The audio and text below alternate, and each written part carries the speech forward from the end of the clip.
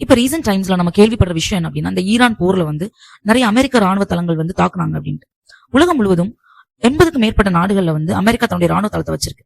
ஆனா ஒரு பெரிய நாடு மட்டும் அதுக்கு அனுமதி தரவே இல்லை. அதுதான் இந்தியா. ஏன் இந்தியாவில் இந்த அமெரிக்க ராணுவ தளம் இல்ல அப்படின்னு நினைக்காத யோசிச்சிருக்கீங்களா? அமெரிக்கா உலகத்தோட மிகப்பெரிய ராணுவ சக்திகள்ல ஒன்று. அதனாலதான் முக்கியமான இடங்கள்ல ராணுவ தளங்கள் வச்சிருக்காங்க. ஜப்பான், தென்கொரியா, ஜெர்மனி, இத்தாலி, கத்தார் போன்ற பல்வேறு நாடுகள்ல அமெரிக்க ராணுவ தளங்கள் இருக்கு. இதுக்கு முக்கியமான காரணங்கள் சில சொல்றாங்க. உலகத்துல எங்கேயாவது போர் நடந்தாலோ இல்லைன்னா பெரிய பிரச்சனை ஏற்பட்டாலோ அமெரிக்கா உடனே தன்னுடைய ராணுவத்தை அனுப்ப முடியும்.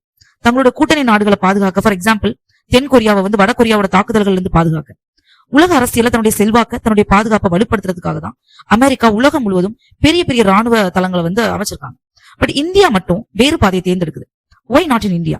1947ல இந்தியா சுதந்திரம் அடைந்த பிறகு ஒரு முக்கியமான கொள்கை எடுக்கிறாங்க. அதுதான் நான் அலைன்ட் பாலிசி. அதோட பொருள் என்ன அப்படின்னா, அமெரிக்கா அல்லது சோவியத் யூனியன் அப்படின்ற பெரிய சக்திகளோட ராணுவ கூட்டணிகளை இந்தியா சேராது, தன்னுடைய முடிவுகளை இந்தியா தானாகவே எடுக்கும் அப்படின்றதுதான் இந்த கொள்கையோட முக்கிய நோக்கம். இந்த கொள்கையில மிக முக்கியமான பங்கு வகிச்சது யார் அப்படின்னா ஜவஹர்லால் நேரு அவங்க தான். இந்தியா உலகத்தோட பெரிய ராணுவ சக்திகளை ஒண்ணுன்னு சொல்லலாம். அணு ஆயுதம், ஏவுகணை தொழில்நுட்பம், பெரிய கடற்படை, வான்படை, இதனாலதான் இந்தியா தன்னுடைய பாதுகாப்பை தானே கையாள முடியும். அதனாலதான் இந்தியா வெளிநாட்டு ராணுவ தளங்களுக்கு அனுமதி தராத ஒரு நாடா இருந்து வருது. அதனால இன்னைக்கு வரைக்குமே இந்தியாவில் எந்த ஒரு வெளிநாட்டு ராணுவ தளங்களுமே கிடையாது. ஏன்னா இந்தியா யாருடைய ராணுவ நிலையிலுமே நிற்கக்கூடிய நாடு கிடையாது. தன்னுடைய பாதையை தானே உருவாக்கக்கூடிய